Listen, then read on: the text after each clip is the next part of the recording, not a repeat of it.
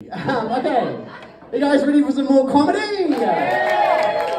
Okay, just to reiterate, this is raw comedy. Remember, some people, this is the first fucking time they're doing comedy, so if you want to heckle, don't. Let's just try and make it easy for these fellas. Laugh loud. Are you guys ready for some more comedy? Go crazy wild for your first act. It's Geoff Wilson!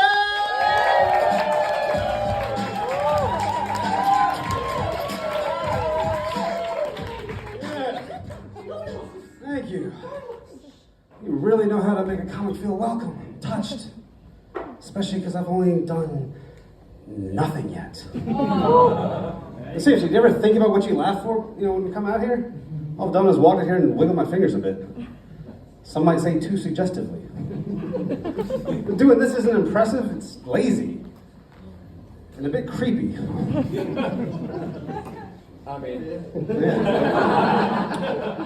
I do this so you know exactly what it's like to be my friend. You can tell I'm harmless, but you feel uncomfortable anyway. Welcome to my life. How many of the lazy people do I have out here tonight? Yeah. It was like 1, 2, too many of you. I'm talking about being lazy, I'm not going to bother counting. And I saw a few other people think about raising their hand and went, and that's too much work. I get you. As I've been looking, I've realized that there are 3 signs of a lazy person. And I exhibit all of them. Sign number 1. You will never see us lift up something heavy if we can kick it there. Judging by that, I don't think enough people have their wives going, just pick it up already, stop pushing it with your foot. Never! Sign number 2. Showering takes too long. Yeah, we'll do it, just eventually. Sign number 3. I didn't write a 3rd one. I figured you would have seen that coming by now. Talking about being lazy. If you feel like this is quite underwhelming, as I can hear, my fucking hell, I'll have you know, my wife doesn't call me a disappointment for nothing. Then again, that's probably because I've been up here performing for about 2 minutes now, and already, I've lasted longer for you than I do for her. If I keep going any longer, I'm going to break our personal record. That'll make her feel great. Realizing I've got more stamina with a group of strangers than in the bedroom.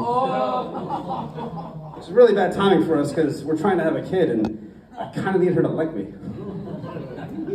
And there's a lot of parents in the house, so I think I need to pause on that for a minute because I really hate that phrase, trying for a kid.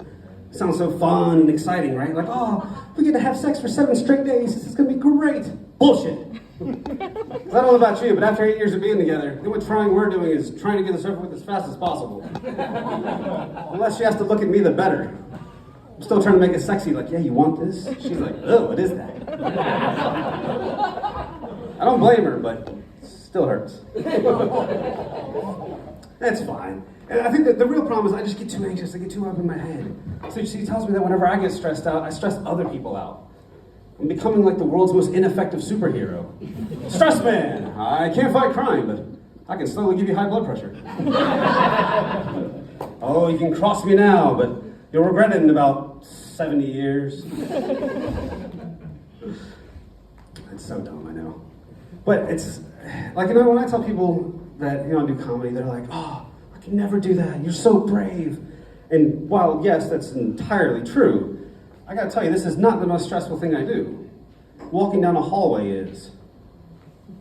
Exactly, I know, it's crazy. Because whenever I'm walking down a hallway, I see someone coming towards me and I have to pretend to like them, and I am terrible at pretending.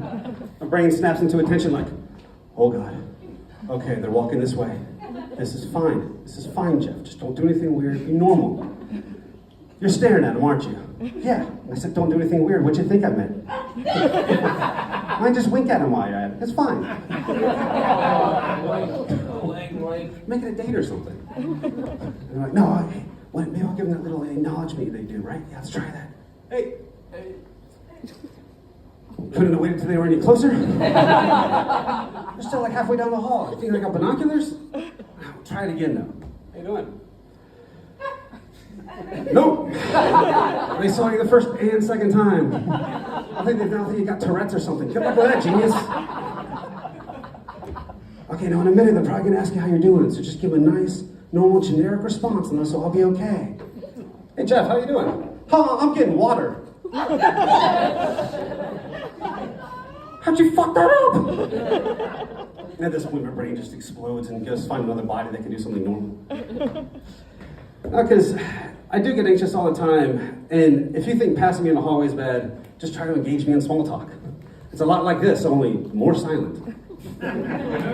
Like I was trying to have a drink with a new coworker, and I told her that she looks like an actress that she's never heard of. What a riveting conversation that was. I was like, hey, you look like that actress Isla Fisher. She's like, who? That was it. There's nothing else to say. I had to go find another table and annoy somebody else. Hey guys, can I hang out with you? No, Geoff, no. But I say this because, at least if I told you you look like an actor you've never heard of, you can look it up later, right? Have something to compare.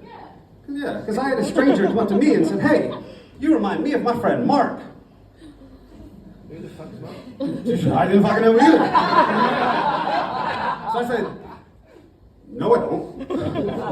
It stunned him and me. We're both standing there like an awkward match made in heaven. I don't know what scares me more, me being in public or knowing there's two of us out there.